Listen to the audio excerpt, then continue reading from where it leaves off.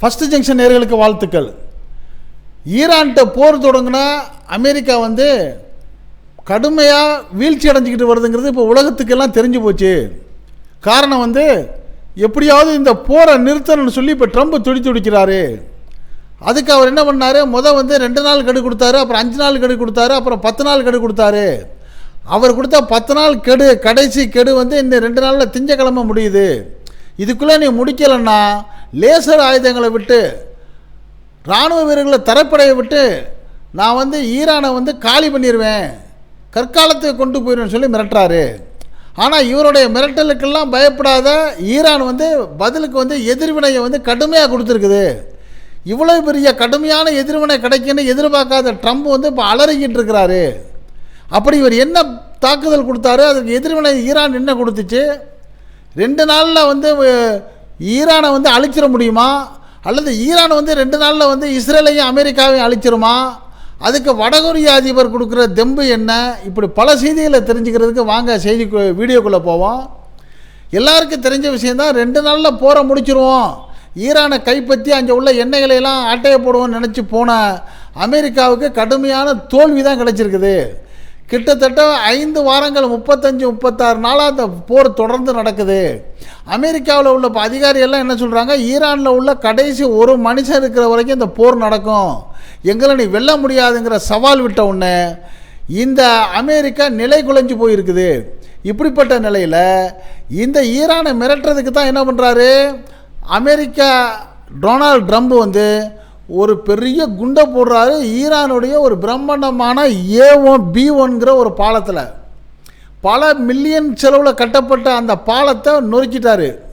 நொறுக்கிட்டு சொல்கிறாரு, இது ட்ரையல் தம்பி, நீ வந்து உடனடியாக அந்த ஹார்மோஸ் நீராணையை திறந்து விடலைன்னா, நீ இந்த போரில் வாபஸ் வாங்கலைன்னா நான் இதை விட இன்னும் கடுமையாக தாக்குவேன், என்னுடைய வீரர்களை வந்து உள்ளே அனுப்புவேன், லேசர் ஏவுகணையில் விட்டு உன் நாட்டை வந்து இல்லாமல் ஆக்குவேங்கிற மாதிரி மிரட்டல்லாம் விட்டார். விட்ட அடுத்த நிமிஷம் ஈரான் என்ன தானே பண்ணிச்சு, இப்படியா நீ சொல்கிறா, இப்போ நான் என்ன செய்கிறேன் பாருண்டு அமெரிக்காவுடைய F-15E F-35ங்கிற 2 விமானங்களை அடிச்சு நொறுக்கிருச்சு ஈரான். என்னங்க 2 விமானங்கள் அடித்தது பெரிய விஷயமானு நீங்கள் நினைக்கலாம். ஆனால் இந்த F-35ங்கிற விமானம் வந்து உலகத்திலேயே இது மாதிரி ஒரு விமானம் கிடையாது, அது அமெரிக்காட்ட மட்டும்தான் இருக்குது. இந்த F-35 விமானத்தை வந்து எந்த ஒரு ரேடாராலையும் கண்டுபிடிக்க முடியாது, யார் கண்ணுக்குமே அது படாது, எல்லார் கண்ணிலையும் மண்ணை தூவிடும். அது மட்டும் இல்லாமல் அந்த விமானம் 360 டிகிரியில் அது எங்கே இருக்குதோ அது இருக்கக்கூடிய இடத்துல என்னென்னலாம் நடக்குது அப்படிங்கிறது அது வந்து அப்படியே ஆராய்ச்சி பண்ணும். அந்த விமானத்தை இயக்கக்கூடிய அந்த விமானி இருக்கார்ல, அவர் வந்து ஸ்க்ரீன்லாம் பார்க்க தேவையில்லையா, அவருடைய ஹெல்மெட்டில் ஒரு சின்ன தொலைக்காட்சி இது மாதிரி இருக்குமா, அது உடனே அவருக்கு ரிசல்ட் கொடுத்துக்கிட்டே இருக்குமா. உங்களை தாக்குறதுக்கு இங்கேருந்து ஆள் வருது, இந்த முனையில் ஆள் வருது, இப்படி ஏவுகணை வருது, இப்படி பல செய்திகளை அப் டு செகண்ட் கொடுத்துக்கிட்டு இருக்கிறதுனால இது எல்லாத்தையும் எஸ்கேப் ஆகிட்டு இந்த F-35 எந்த நாட்டுக்கு போதோ அந்த நாடு நாசமாக போயிருங்கிறத இதுவரை சரித்திரம்னு சொல்கிறாங்க. இந்த அமெரிக்காவுடைய F-35 E-15 விமானங்கள் தோத்ததாவோ அல்லது அது யார்கிட்டையாவது அடி வாங்கினதாவோ சரித்திரமே இல்லை அப்படின்னு மாறுதட்டிக்கிட்டு இருந்த ட்ரம்ப் என்ன பண்ணுறாரு, அதைத்தான் இப்போ ஈரானுக்கு அனுப்பிச்சி வைக்கிறாரு. அனுப்பிச்சி வச்ச உடனே அடுத்த செகண்ட் என்ன பண்ணுது, ஈரான் வந்து கரெக்டாக குறி வச்சு எதிர்த்தாப்பில் நிற்கிற ஒரு ஆளை எப்படி அடிப்பானோ அதே மாதிரி அந்த விமானத்தை வந்து நடுவில் ஒரு டங்குன்னு ஏவுகணையை போடுது. அந்த விமானம் புடலங்காய் 2ஆக புலந்தா எப்படி பாருங்க, இப்போ நீட்டமான ஒரு புடலங்காய் அப்படி ஒடிச்சோம்னா என்ன ஆகும், அது மாதிரி ஒடிஞ்சு சின்ன பணமாக போச்சு. அப்படி போனதோட அந்த விமானம் என்ன பண்ணிட்டாங்க, 2 பேரும் குதிச்சிடுறாங்க. ஒருத்தன் ஆள் காலி, ஒரு ஆள்கிட்ட பிடிச்சிட்டாங்க, ஈரான் இராணுவம் பிடிச்சிருச்சு. பிடிச்சி அவரை வந்து இப்போ பயணம் கைதியாக வச்சுக்கிட்டு சொல்லுது, இந்த பாரு உன் விமானத்தை காலி பண்ணிட்டான், உன் விமானி இப்போ என் கையில் இருக்கிறான், இவனை விடணும்னா நீ எங்கள் ஆளுகளை பிடிச்சி வச்சிருக்கல, ஏதோ ஒரு கிட்டத்தட்ட ஆயிரக்கணக்கான ஆளை பிடிச்சி வச்சுருக்கானா இஸ்ரேலும் அமெரிக்காவும், அவனை போல ரிலீஸ் பண்ணுங்கிறான். இதையெல்லாம் கேட்ட உடனே அமெரிக்காவில் உள்ள மக்கள் வெகுண்டு எழுந்துட்டாங்க. ட்ரம்பை வந்து நீ என்னையா நீ போர் நடத்துகிறா, இந்த போருக்கு அமெரிக்காவுக்கு என்ன சம்பந்தம், இதனால் அமெரிக்காவுக்கு என்ன லாபம், ஓ மருமகன் யூதராக இருக்கிறதுனால அவன் யூதர் இஸ்ரேல் பேச்சை கேட்டுக்கிட்டு நீ தேவையில்லாமல் அந்த நாட்டை வம்புழுக்கிறா, அவனால் நம்மளுக்கு ஏதாவது ஆபத்து இருந்துச்சா, இல்லை உலகத்துக்கு ஏதாச்சும் ஆபத்து இருந்துச்சா, நீ தான் ஏற்கனவே ஜப்பானில் குண்டு போட்டு நாசம் பண்ண, உன்னை தவிர எந்த நாடும் வந்து அணு ஆயுதத்தை பயன்படுத்தவே இல்லைன்னு சொல்லி மக்கள் எல்லாம் தன்னாட்டு அதிபர் ட்ரம்பை திருப்பி கேள்வி கேட்க ஆரம்பிச்சிட்டாங்க. ட்ரம்புடைய மரியாதை அமெரிக்காவில் குறைஞ்சி போச்சு. போராட்டம் நடக்குது. லட்சக்கணக்கான மக்கள் வீதிக்கு வந்து போராட ஆரம்பிச்சிட்டாங்க.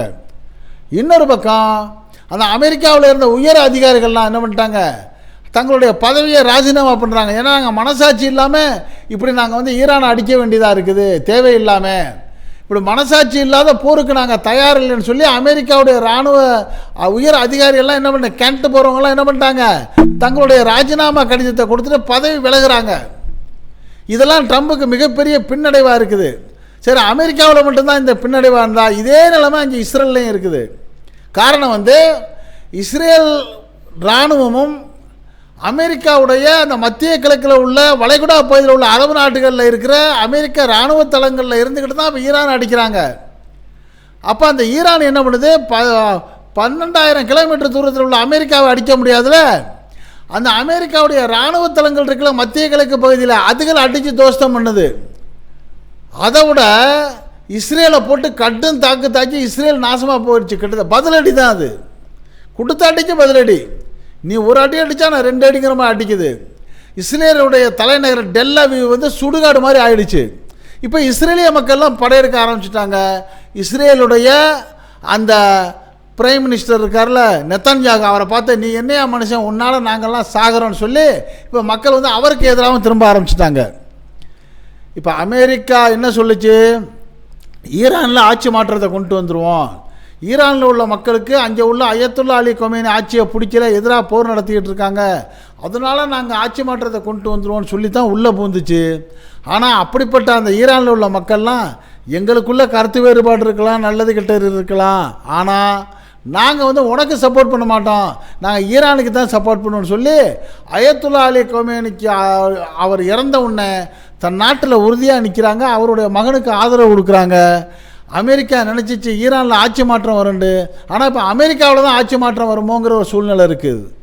இப்படிப்பட்ட சூழ்நிலை தான் இந்த ஏப்ரல் 6ஆம் தேதி அவர் கெடுபிடிச்சிருக்காரு. இன்னும் 48 மணி நேரம் இருக்குது. இந்த 48 மணி நேரத்தில் ஈரானை அழிச்சிருவோன்னு சொல்கிறப்ப தான் இந்த ஈரான் என்ன ஒன்று, நீ என்ன அழிக்க முடியாது, ஒன்றை நான் என்ன செய்கிறேன் பாருன்ட்டு F-35 விமானத்தை தாக்கியிருக்குது. அது தாக்கினதோட அந்த ஈரான் சொல்லுது, நீ என்னுடைய B-1ங்கிற பெரிய பாலம் ஒன்றை உடைச்சிட்டில, நான் 8 பாலங்களை உடைக்க போகிறேன்ட்டு ஒரு லிஸ்ட்டு கொடுத்தோன்னே இப்போ அமெரிக்காவுக்கு அடி வயிறு கலங்க ஆரம்பிச்சிருச்சு. அது மட்டும் இல்லாமல் அமெரிக்காவில் உள்ள மிக பல லட்சக்கணக்கான பில்லியன்ஸ் வியாபாரம் பண்ணிகிட்டு இருக்கிற அமேசான், மைக்ரோசாஃப்ட், கூகுள் போன்ற 18 நிறுவனங்களையும் நான் தாக்குவோம். நாங்கள் வந்து பொதுமக்களையோ சிவிலியன்களையோ தாக்க மாட்டோம், நீ அமெரிக்கா இஸ்ரேல் மாதிரி உன்னுடைய இராணுவத்தையும் உன்னுடைய அரசுக்கு தான் எங்களுக்கு இப்போ எதிரின்னு சொல்லி நேர்மையான முறையில் கடுமையான தாக்குதலை இந்த ஈரான் கொடுக்கறத பார்த்துட்டு என்ன செய்கிறதுன்னு தெரியாமல் விழிவிதுங்கி நிற்கிறாரு இந்த ட்ரம்ப்பு. முதல் நினச்சது ஈரானை கைப்பற்றிடலான்னு, அது முடியாமல் போச்சு, அதில் ஃபெயிலியர்.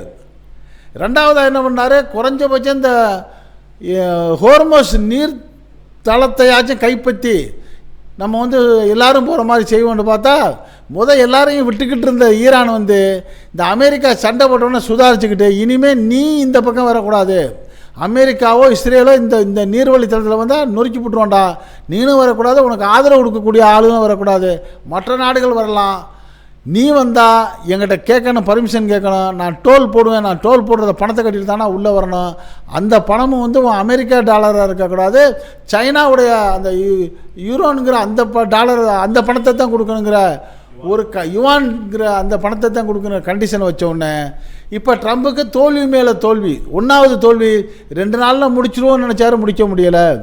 2வது தோல்வி, அந்த நாட்டு தலைவரை கொண்டுட்டோம்னா நம்ம இஷ்டப்படி ஒரு பொம்மையை போட்டு அங்கே ஆட்சியை பிடிக்கலாம்னு நினச்சாரு, அதுவும் முடியலை. அந்த நாட்டில் வந்து கிளர்ச்சி வந்து மக்கள் என்ன பண்ணுவாங்க, ஒரு புதிய ஆட்சியை உருவாக்குவான்னு நினச்சாங்க, அதுவும் நடக்கலை. அடுத்து என்ன பண்ணார், 2 நாளில் போர் முடிச்சிடும், அங்கே பெருசாக ஆயுதம் இருக்காதுன்னு பார்த்தாரு. ஆனால் அவங்க என்ன பண்ணுறாங்க, வருஷக்கணக்கில் தாக்குற அளவுக்கு ஆயுதத்தை மறைச்சி வச்சுருக்காங்கிறது இப்போ தான் அவருக்கு தெரிய வருது. அடுத்து மேற்கொண்டு ஒருபடி மேலே போய் ஹோர்மோஸ் நீர்மனையை தடுத்த உடனே கால் எடுத்த வச்ச இடம்லாம் கண்ணி அடியாக நம்மளுக்கு அடிக்குது, என்னடா பண்ணுறதுன்னு முழிச்சுக்கிட்டு இப்போ வந்து ட்ரம்ப் வந்து கதறாரு, அலறாரு. இப்படி அலறிக்கிட்டே ஆனால் வாயில் தெம்பா சொல்கிறாரு, நீ 2 நாளில் முடிக்கணும், 5 நாளில் முடிக்கணும், 10 நாளில் முடிக்கணுங்கிறாரு.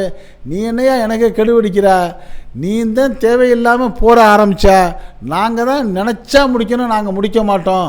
உனக்கு பழி தீர்த்துட்டு எங்களுடைய நஷ்டத்துக்கெல்லாம் உங்கள்கிட்ட இந்த கிளைம் பண்ணிட்டு தான் நிறுத்துவோன்னு சொல்லி சிங்கிளாக த்ரில்லாக நிற்கிற இந்த ஈரானை பார்த்து இந்த உலகமே இப்போ மதிக்க ஆரம்பிச்சிருச்சு. பரவாயில்லையே, நேர்மையாகவும் இவ்வளோ பலமாகவும் இந்த ஈரான் இருக்குதுன்னு சொல்லி பலரும் பாராட்டிட்டு இந்த எதிர்காலத்தில் 2 நாளில் என்ன செய்ய போகிறாங்க? ஒருவேளை ஈரானை இந்த அமெரிக்கா தாக்குனா, ஈரானுக்கு உதவியாக இருக்கக்கூடிய அந்த வடகொரியா இருக்காங்கல்ல, அவர்கள் மூலியமாக இஸ்ரேலும் இல்லாமல் ஆகி போயிடும். ஆக 2 நாளில் 2 நாடுகள் அழிஞ்சு போகிறதுக்கான வாய்ப்பு இருக்கா? அப்படிப்பட்ட ஒரு பேரழிவை அமெரிக்கா ட்ரம்ப் ஏற்படுத்துவாரா? அப்படி ஏற்படுத்தினா அமெரிக்கா என்ன ஆகும், அழிவாகும் அப்படிங்கிற பலதரப்பட்ட கருத்துக்கள் பதைக்கிற மாதிரி வந்துக்கிட்டு இருக்குது. இதெல்லாம் நடக்கக்கூடாதுன்னு தான் உலக மக்கள்லாம் ஏங்கிக்கிட்டு இருக்கிறாங்க. ஐரோப்பிய நாடுகள்லாம் ஈரான் பக்கம் தங்களுடைய ஆதரவை சொல்லி எப்படியாவது போரை மட்டும் நிறுத்தினா போதுங்கிறாங்க. இது பற்றிய உங்களுடைய கருத்துக்களை நீங்கள் இந்த ஃபர்ஸ்ட் ஜங்ஷன் கமெண்ட் பாக்ஸில் கமெண்ட்ஸ் பண்ணுங்கள். இந்த செய்தி பிடிச்சிருந்தால் அது ஒரு லைக் கொடுங்க. என்னதான் நடக்குங்கிற உங்கள் கருத்துக்களை நீங்கள் பகிர்றதோட இந்த செய்தியை உங்கள் நண்பர்களுக்கும் உறவுகளுக்கும் ஷேர் பண்ணுங்கள். இதே போல் செய்திகள் நாட்டில் 4 பக்கம் நடக்கக்கூடியதை எந்த விதமான இடைச்சல்களும் இல்லாமல் உங்கள் வீட்டுக்குள்ளே 4 சூழலுக்கு கொண்டு சேர்க்கக்கூடிய நம்ம ஃபர்ஸ்ட் ஜங்ஷன் சேனலுக்கு இதுவரை சப்ஸ்கிரைப் பண்ணாதவங்க சப்ஸ்கிரைப் பண்ணுங்கள். மறக்காமல் பக்கத்தில் இருக்க பெல் ஐக்கானை கிளிக் பண்ணுங்கள். அப்போ தான் நம்ம போடக்கூடிய ஒவ்வொரு வீடியோவும் உங்கள் நோட்டிஃபிகேஷன் காட்டும். நீங்கள் விரும்பியதை பார்க்கலாம். என்றும் இணைந்திருப்போம். நன்றி, வாழ்த்துக்கள்.